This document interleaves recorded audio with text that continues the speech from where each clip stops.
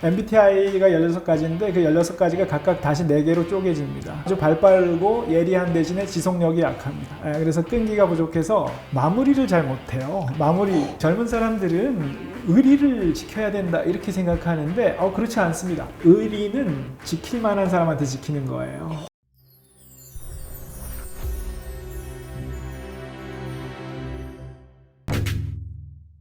여러분 안녕하세요, 러셀입니다. 최근에 또 제가 재밌게 읽은 책이 하나 있어가지고 이 책의 저자님을 직접 모시면 어떨까, 그분과 함께 다양한 얘기를 나누면 또 우리 시청자분들에게 되게 도움이 될 것 같아가지고 저자님을 모시게 됐습니다. 간단하게 자기소개 한번 부탁드리겠습니다. 네, 안녕하십니까. 저는 태극사상연구소 소장으로 있는 강기진이라고 합니다. 이번에 50에 읽는 주역 책 썼습니다. 이 주역이라 하는 거에 대해서 익숙지 않으신 분들이 좀 있을 것 같아요. 이 주역이 도대체 어떤 건지 좀 설명을 좀 해주실 수 있으세요? 네, 주역이라는 거는 쉽게 말하면 주나라의 역입니다. 주나라의 역. 그래서 주역을 다른 말로는 역경이라고 합니다. 역경이라는 거는 역에 대한 경전이죠. 그럼 역이란 무엇인가? 역은 그 세상 만물의 존재 법칙입니다. 그러면 우리 사람도 세상 만물에 들어가잖아요. 그래서 그 역경에는 사람의 존재 법칙이 나옵니다. 그러니까 쉽게 말하면 사람이 어떻게 하면 잘 살 수 있는가. 그래서 이제 역경을 보는 거죠.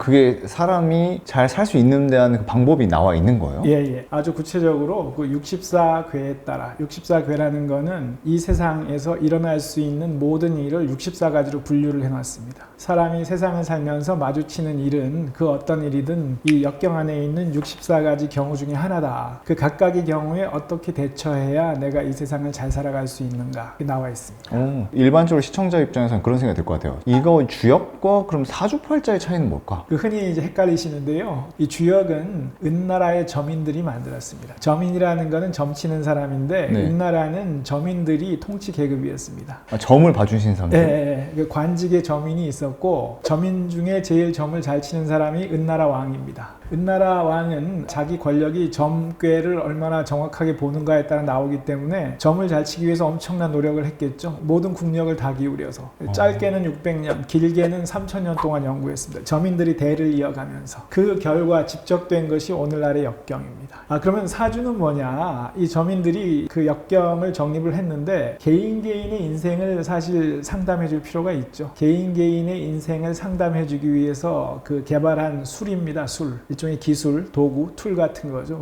그게 사주팔자입니다. 사주만 보시는 분들은 역술인이라고 칭합니다. 역학자라고는 안 하고 역경에 담긴 도를 연구하는 것은 역학이고 사주팔자 보는 것은 역술입니다. 그래서 구분됩니다. 역학자와 역술인이라고. 약간 이게 비슷한 듯 하면서 약간 다르네요. 다르죠. 책을 제가 읽고 궁금했던 게 50에 읽는 주역이라고 작성을 하셨잖아요. 네. 왜 50대라고 하신 거예요? 그거는 50이 그 중년의 위기가 닥치는 시기여서 그렇습니다. 또 그 40 아니냐, 40대의 중년의 위기가 닥치지 않느냐 이렇게도 생각하시는데 이 세상은 삼양이음이라고 해서 양기운이 우세합니다. 음기운보다. 그래서 전반생이 좀 깁니다. 그래서 40까지는 아직 전반생이고 50부터가 후반생으로 들어가고 그때 중년의 위기가 닥칩니다. 그래서 이 책은 중년의 위기를 맞이한 50대를 위해서 쓰긴 했는데 기본 관점이고 책 자체는 그 인생을 전반생과 후반생으로 나눠서 어떻게 해야 전반생을 잘 살 수 있고 어떻게 해야 후반생을 잘 살 수 있는가 인생 전반을 다뤘기 때문에 50이 아닌 젊은 분들도 읽으셔도 됩니다. 가장 인상 깊었던 게 이 운, 사람들이 사주팔자나 이런 역학, 주역 이런 걸 보는 게 결국 나의 미래의 운에 대해서 맞습니다. 확인하기 위함이잖아요. 네. 도대체 그 주역에서 그 운은 도대체 뭘까? 이것도 되게 궁금하거든요. 네, 사람들이 그 운에 대해서 참 궁금해하시죠. 그럼 운이란 무엇인가 제가 한번 말씀드릴게요. 근데 운이란 뭐냐 하면 이루고자 하는 목적을 예정대로 달성하는 힘입니다. 그래서 운은 사실 좋다 나쁘다 얘기하는데 더 정확하게는 강하다 약하다가 맞습니다. 근데 사람이면 누구나 아주 운이 강합니다. 왜냐하면 사람은 하늘과 땅 사이에 최고로 강한 운인 갑기토운을 부여받았습니다. 그렇기 때문에 사람이면 누구나 운이 강하다. 그럼에도 불구하고 운이 좋은 사람과 나쁜 사람이 있습니다. 그 차이가 뭐냐? 그거 한번 제가 말씀드릴게요. 이 역경에 따르면 어떻게 되어 있냐? 운이 좋은 사람은 자신이 타고난 결대로 살아가는 사람입니다.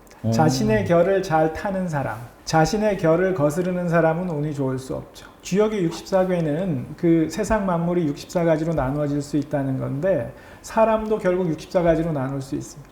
64로요? 예. 그러니까 흔히 말해서 MBTI를 16개로 나누듯이 64로 나눈다는 건가요? MBTI가 16가지인데 그 16가지가 각각 다시 4개로 쪼개집니다. 그러면 그래요? 64개가 됩니다. 오, 그러네. 예. 자기가 주역이 64개 중에 어디에 속하는지를 알면 아주 좋을 텐데 그거 알아내는데 쉽지 않으니까 아주 쉽게 알 수 있는 건 사상체질을 알 수 있습니다. 사상체질이 뭐예요? 사상체질은 그 동무 이재마 선생님이 역경을 연구해서 이 사람을 64로 구분하는 게 쉽지 않으니까 대신 사상으로 구분하는 건 쉽다. 그래서 사상체질을 연구해서 밝혀 놓으셨어요. 사상체질은 그 쉽게 테스트할 수 있습니다. 제가 그 벤처 회사하고 손잡고 사상체질 테스트할 수 있는 앱을 만들어 놨으니까. 아, 진짜요? 사상체질과 마음 건강이라고 한 번씩 해보시면 좋겠는데 우리 소장님은 소양인이세요. 제가 볼 때 관상으로도 알 수 있는. 이게 관상에 나오나요? 혹시 그 소양인의 장점이 매력이?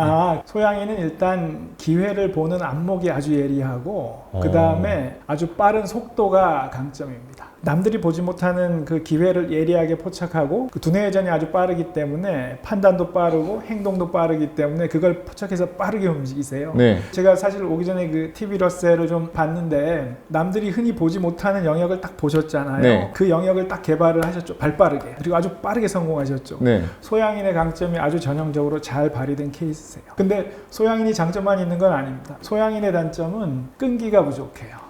지속력이 약합니다. 아주 발빠르고 예리한 대신에 지속력이 약합니다. 그래서 끈기가 부족해서 마무리를 잘 못해요. 아이디어는 좋고 아주 빠르게 움직이는데 끈기 있게 마무리하는 힘이 약해서 하다가 잘 안 되면 에이 하고 포기해버려요. 그러니까 빠른 만큼 그만큼 지속하기가 어려운 장점이네요. 어렵습니다. 그게 있구나. 모든 사람은 이렇게 강점이 있으면 그 반대쪽으로 움푹패인 단점이 있기 때문에 그러면 강점이 있고 움푹패인 단점이 있으면 방향성이 생기죠. 화살처럼. 이 방향대로 나가면 운이 좋습니다. 운에 관심이 많으시니까 그리고 제가 볼 때 TV 러셀 보시는 분은 전반생을 사시는 분들이 많을 것 같아서 맞아요. 제 시청자분들 대부분 20, 30대, 40대가 많으세요. 그렇죠. 그래서 제가 이 운에 대한 말씀을 좀 드려야 되겠다라고 생각을 했어요. 그래서 제 책에 담긴 운에 대한 거를 쫙 정리해 보니까 운이 좋아지는 비결을 3가지 정도로 요약할 수 있겠더라고요. 네. 첫 번째는 말씀드린 자신이 타고난 결. 아주 쉽게는 사상체질이고 그래서 자기 결을 잘 타야 된다. 이게 첫 번째고 두 번째는 뭐냐면 그 역경이 보는 이 세상은 사람이 똑같지 않다. 사람에는 대인이 있고 소인이 있고 비인이 있다고 해요. 대인과 소인의 차이가 뭐냐? 소인부터 말하면 소인은 자기의 안위, 자기의 이익만을 보고 움직이는 사람이에요. 대인은 그렇지 않고 대의를 위해서 움직이는 사람. 사람이 그 자기 이익만이 아니라 사람은 보다 큰 대의가 있다. 근데 소인 말고 비인도 또 있다고 그래요. 비인은 사람이 아닌 사람입니다. 짐승인가요? 하여튼 사람이 아닌 사람. 흔히 그런 말이잖아요. 짐승만도 못한 놈, 사람의 탈을 쓴 짐승이다. 네, 그렇죠. 그 비인이죠, 비인. 그러면 운이 좋은 사람의 특징, 대인, 소인, 비인을 구분할 줄 알아요. 대인, 소인, 비인을 구분하는 안목이 있어요. 사람이 그런 안목이 있다는 거예요? 네. 그래서 대인, 소인, 비인을 구분해서 그에 맞게 대응하면 운이 좋죠. 근데 구분하지 못하고 그 비인을 대인 대하듯이 하면 어떻게 되겠어요? 큰일 나죠. 큰일 나죠. 그러니까 속고 사기당하고. 사기당하는 거죠. 그래서 이제 자칫하면 그 전반생을 사는 젊은이가 망가지는 경우가 그런 경우죠. 그러면 역경이 비인을 대하는 그 법도 얘기해요. 아주 한마디로 명쾌하게 얘기해요. 뭐냐 하면 비인과는 말을 섞지 말아라. 다른 수단이 없다. 말을 섞지 않는 거 외에 방법이 없다. 뭐냐 하면 젊은 사람은 사실 순수하기 때문에 그렇죠. 내가 사정을 설명하면 설마 이 정도는 들어주겠지 이렇게 하는데 안 통한다는 거예요. 그래서 말을 섞지 않는 것만이 비인을 대응할 수 있는 방법이다 이렇게 가르칩니다. 좀 세게 얘기하면 그런 말도 하지 않습니까? 야, 쟤랑 상종을 하지 마. 근데 상종은 해야 되죠. 왜냐하면 피치 못하게. 그래서 뭐냐면 여기서 말을 섞지 말라는 것은 자신의 본심을 다하지 말라는 거예요. 에티켓은 지켜야 돼요. 에티켓은 지켜서 비인과도 관계를 매끄럽게 에티켓은 지키되 에티켓만 지켜야지 예를 다하면 안 돼요. 보통 예와 의를 합쳐서 예의라고 하는데 이거 다른 거예요. 예가 있고 의가 있는데 의는 에티켓이에요. 에티켓은 자기 마음을 열지 않아요. 겉으로 지킬 것만 딱딱 지키는 거고 비인은 그렇게 에티켓을 지켜서 이 사람하고도 마찰을 빚지 말아야죠. 근데 자기 본 마음 자기 정성을 다하는 거 그거는 금물이에요. 그건 하면 안 되죠. 제가 사실 20대를 위한 충고는 이걸 합니다. 예와 의를 구분해야 된다. 그래서 비인에게는 예를 다하는 게 아니다. 젊은 사람들은 의리를 지켜야 된다 이렇게 생각하는데 그렇지 않습니다. 의리는 지킬 만한 사람한테 지키는 거예요. 그래서 우리 옛 선조들은 가르쳤어요. 이 사람이 예를 아는 사람이냐, 내가 진심을 다하면 진심을 다하는 사람이냐, 이 사람이 그런 사람인 거가 확인됐을 때 의리를 지키는 것이지 그전에는 의리가 적용되지 않는다. 이거 구분해야 돼요. 20대인 사람이 아주 크게 망가지는 경우가 의리를 다할 의무가 전혀 없는데 비인한테 의리를 다한다고 하다가 크게 사기당하고 크게 망가지는 거예요. 야, 내 의리를 지켜야지, 나라도 있어야지 하다가 진짜 망하는 사람 진짜 많잖아요. 그러면 안 됩니다. 의리는 의리를 다할 만한 사람한테 다하는 거예요. 선생님, 그럼 여기서 궁금한 게 저는 이런 생각이 듭니다. 그러니까 내가 대인인가 소인인가 비인인가를 알 수 있는 방법이 있나요? 근데 이게 좀 쉽지 않네요. 그러니까 대인은 오히려 자기가 대인이라고 생각 안 하는 경향이 있어요. 소인은 오히려 자기가 대인이라고 생각하고 그런 것 같아요. 비인은 아예 자기가 대인이라고 생각해요. 영상에 달린 댓글 중에 재밌는 걸 봤는데 주변에 비인이 없다고 생각하는 사람은 그 자기가 비인이래요.